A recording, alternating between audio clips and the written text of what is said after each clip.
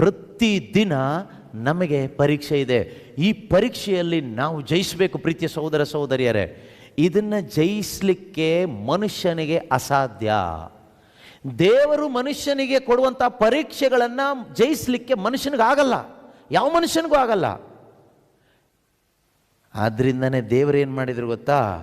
ಮನುಷ್ಯನ ಪಾಸ್ ಮಾಡಬೇಕು ಅಂತ ಹೇಳಿಬಿಟ್ಟು ಮನುಷ್ಯನಿಗೊಂದು ಚಾನ್ಸ್ ಕೊಟ್ಟರು. ಮನುಷ್ಯನ ಒಳಗಡೆ ದೇವರೇ ಬಂದು ಕೂತ್ಕೊಂಡ್ರೆ ಪಾಸ್ ಆಗ್ಬೋದಾ? ಪರೀಕ್ಷೆಯಲ್ಲಿ ಪಾಸ್ ಆಗ್ಬೋದಾ? ಓಕೆ, ಈಗ ನಿಮಗೆ ಎಕ್ಸಾಮ್ ಬರೀಲಿಕ್ಕೆ ಪೇಪರ್ ಕೊಡೋದು ಯಾರು? ಕ್ವಶನ್ ಪೇಪರ್ ಕೊಡೋದು ಯಾರು?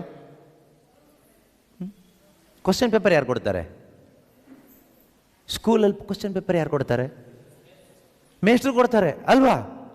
ಈಗ ಈ ಕ್ವಶನ್ ಪೇಪರ್ ತಯಾರು ಮಾಡಿ ನಿಮ್ಮ ಕೈ ಕೊಟ್ಟಿರೋ ಮೇಷ್ಟ್ರೇ ನಿಮ್ಮ ಪಕ್ಕದಲ್ಲಿ ಬಂದು ಕೂತ್ಕೊಂಡ್ರೆ, ನಿಮ್ಮ ಬದಲಿಗೆ ನಾನು ಇರ್ತೀನಿ, ನಿಂಗೆ ಏನಾದರೂ ಕಷ್ಟ ಇದ್ರೆ ನಾನು ಸಹಾಯ ಮಾಡ್ತೀನಿ, ನನ್ನ ಕೇಳುವಂಥ ಮೇಷ್ಟ್ರು ಬಂದು ಪಕ್ಕದಲ್ಲಿ ಕೂತ್ಕೊಂಡಿದ್ದಾರೆ, ನಿಮಗೆ ಕ್ವಶನ್ ಪೇಪರ್ ಕೊಟ್ಟಿದ್ದಾರೆ.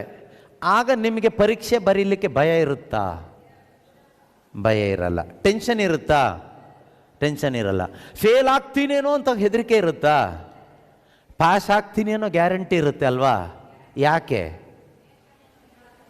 ಪಕ್ಕದಲ್ಲಿ ಯಾರಿದ್ದಾರೆ? ಕ್ವಶನ್ ಕೊಟ್ಟಿರೋ ಮೇಷ್ಟ್ರೇ ಪಕ್ಕದಲ್ಲಿದ್ದಾರೆ. ಇಲ್ಲಿ ಭಯ ಅನ್ನೋದು ಬರೋದಿಲ್ಲ. ಒಬ್ಬ ನಿಜವಾದ ಕ್ರೈಸ್ತ ಜೀವನ ಅಂದರೆ ಅದೇನೆ.